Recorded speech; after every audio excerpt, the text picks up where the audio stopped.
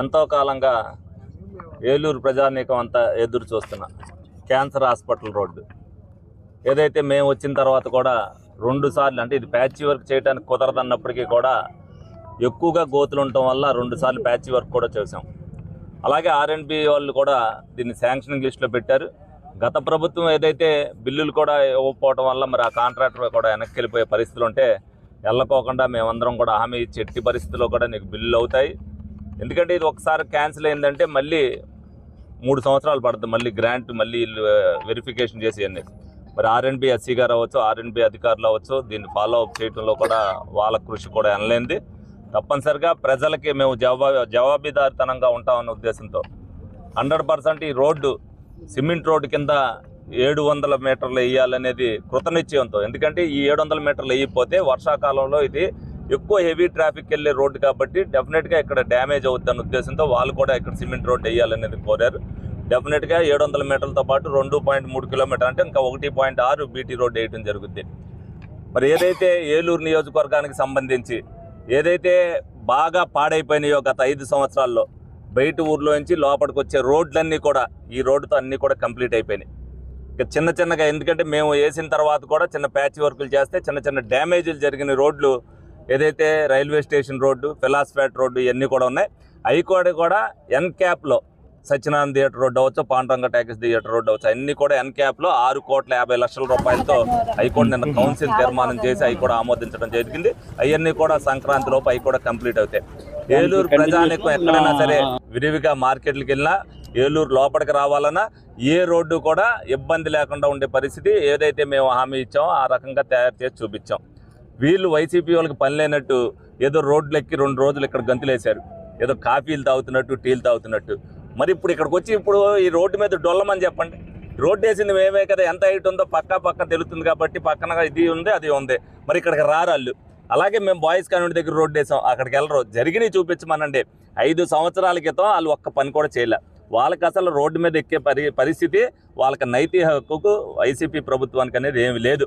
ప్రజలకి జవాబుదారీతనంగా ఏ రోజున కూడా వాళ్ళు లేరు. ఈ రోజున మా క్యాడర్ అంతా కూడా 5 డివిజన్ల క్యాడర్ ఇక్కడ వచ్చారు. వీళ్ళు కాళ్ళు ఎగరేసుకుని చెప్పగలరు. ఏ వైసీపీ నాయకుడైనా మాట్లాడమని చెప్పండి. సంక్షేమ విషయంలో కానీ, అభివృద్ధి విషయంలో కానీ, ఏ డివిజన్లో ఏం చేసాం, ఏ డివిజన్లో ఏం చేయబోతున్నాం అనేది ప్రతి ఒక్కరు కూడా కాళ్ళు ఎగరేసుకుని చెప్పగలరు.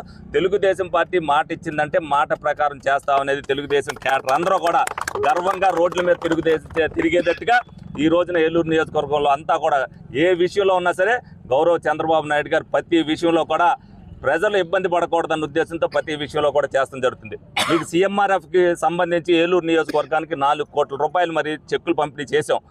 మరి అదే 4 కోట్లతో రోడ్లు వేయచ్చు, కానీ ప్రజల ఆరోగ్యం ముఖ్యం, ప్రజల ప్రాణాలు ముఖ్యం. కాబట్టి వాళ్ళు ఏదైతే ఇబ్బంది పడుతున్నారో వాళ్ళ ఆరోగ్యం వెళ్ళి హాస్పిటల్లో ట్రీట్మెంట్ చేయించుకోవాలి ముఖ్యం. కాబట్టి అవన్నీ కూడా ముందుగా అవి ఇవ్వాలి కాబట్టి అవి కూడా ఇచ్చాం. అన్ని రోడ్లు బాగోలేదని రోడ్లు చేస్తే కాదు, ఇంటర్నల్గా వార్డులో కూడా ప్రజానీకానికి అందరికీ కూడా ఈ సందర్భంగా మీ అందరికి కూడా తెలియజేస్తున్నా, ప్రతి రోడ్డు కూడా ఏదైతే ఇబ్బంది ఉందో నేను పాదయాత్ర అప్పుడు నేను అన్నీ చూశాను. ఒక్కొక్కటిగా ట్రిప్కి 2 రోడ్లు చొప్పున ప్రతి డివిజన్లో కూడా వేసుకుంటూ వస్తున్నాం. డెఫినెట్గా ఈ 3 సంవత్సరాల్లో ప్రతి రోడ్డు కూడా కంప్లీట్ చేస్తాం, ప్రతి డ్రైన్ కూడా కంప్లీట్ చేస్తాం. అది ప్రజలు అర్థం చేసుకోవాలి. ఒక్కసారి మా వార్డులో రోడ్లన్నీ అయిపోవాలనేది కోరుకోకూడదు. ఇవాళ మీరు ఊర్లోకి వచ్చినప్పుడు మీరు నడవలసి వస్తే ఒక సందు నడవలసి వస్తారు, ఇబ్బందికరం ఉన్నది. మిగతా రోడ్లన్నీ కూడా ఇబ్బంది లేకోకుండా చేయడంలో అందరం కూడా కృతనిశ్చయంతో ప్రతి ఒక్కరు క్యాడర్ అవ్వచ్చు, అధికారులు అవ్వచ్చు, మేము అవ్వచ్చు, మేయర్ గారు అవ్వచ్చు, అందరం కూడా సమన్వయంతో ప్రతి పని కూడా చేసాం.